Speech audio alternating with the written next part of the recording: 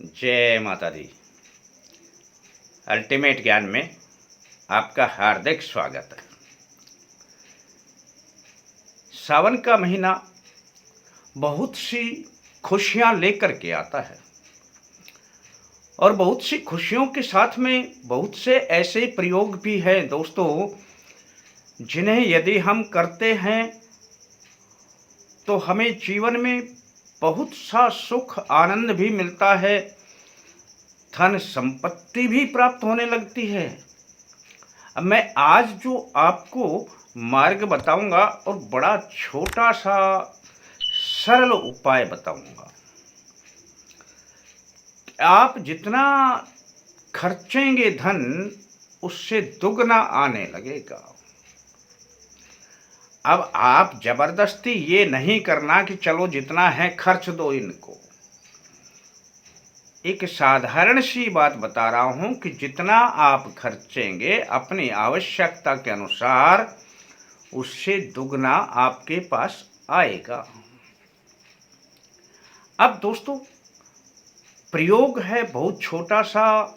सावन के महीने में चाहे कोई मल मास है, चाहे सावन फिर अपना साधारण मास है, कभी भी सोमवार के दिन यह प्रयोग कर लेना। और आपने एक ही बार करना है और फिर कुछ करना भी नहीं है। अब यह तो फिर बड़ा ही आसान है, पर एक शीशे का गिलास ले आना और थोड़ी पीली सरसों ले आना। शेष चीजें तो आपको मिल जाएंगी। अब शेष चीजें भी कुछ नहीं हैं।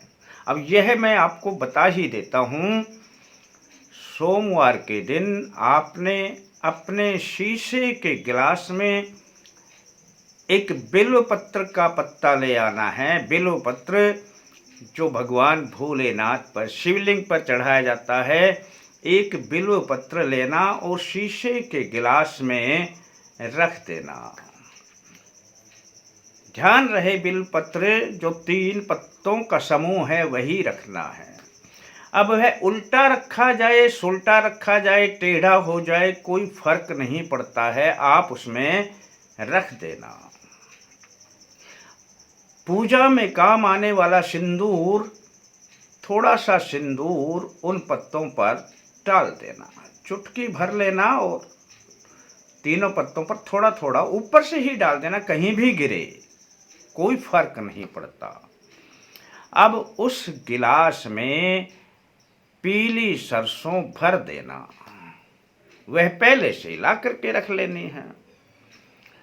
जब यह आप पूरी उसमें भर देंगे तब आपने बस इतना कार्य करना है, हाथ में उस गिलास को रख लेना है, सीधे हाथ में रख लेना और आपने 5 बार यह नाम बोलना है।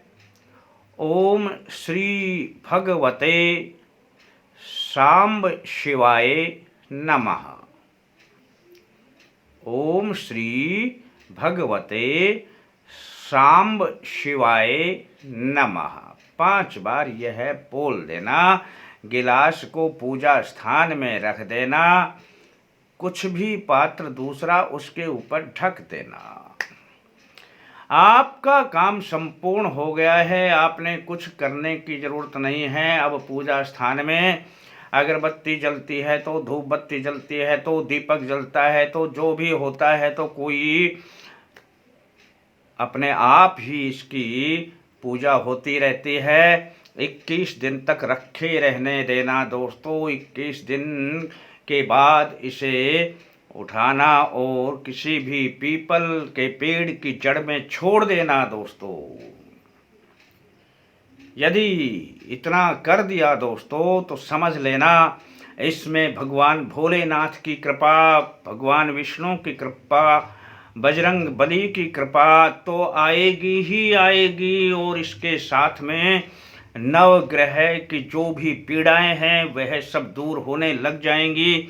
और नवग्रह की पीड़ा दूर होते ही आपके दिन बदलने लग जाएंगे और जो अपने देवों की कृपा आएगी, भगवान विष्णु से संपत्ति, भगवान भोलेनाथ से जितने भी कष्ट निवारण हैं, दुख दर्द हैं, आपको सुख में जीवन मिलेगा, वह सब दूर होगा कष्ट का जीवन। और भगवान और हनुमान जी महाराज से आपके बल और बुद्धि में वृद्धि होने लग जाएगी और नवग्रह की पीड़ा दूर होगी। तो आपको क्या नहीं मिलेगा, आपके रास्ते बदलने लग जाएंगे दोस्तों, कर लेना। अब मैं कभी जल्दबाजी में कुछ बोल दूं तो आप ध्यान ना देना, पर मेरे मन में जो बातें आती हैं जो हैं तो मैं आपको कह देता हूँ, तो विश्वास है तो अवश्य कर लेना। खर्चोगे तो दूना आएगा, कर लेना, खर्च के भी देख लेना। अब आप 21 दिन करते हैं तो जरूरी नहीं है कि 21 दिन में सावन रहे ही रहे।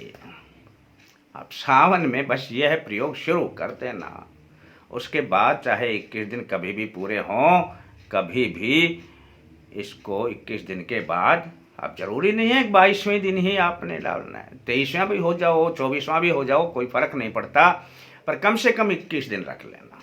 इतना अगर कर दोगे, और करने में इसमें कुछ जाता भी नहीं, जितने साधारण प्रयोग होते हैं उतना ही उनका फायदा और लाभ भी होता है। तो मैंने साधारण से साधारण प्रयोग बताया है सावन मास का, कर लेना दोस्तों। और अच्छा लगता है तो अपने यार दोस्तों को बता देना। शेष आपके लिए सिर्फ इतना ही, आप अपने लाइक का ध्यान रखें। शेष फिर मिलते हैं दोस्तों नए अंक के साथ, तब तक के लिए जय माता दी।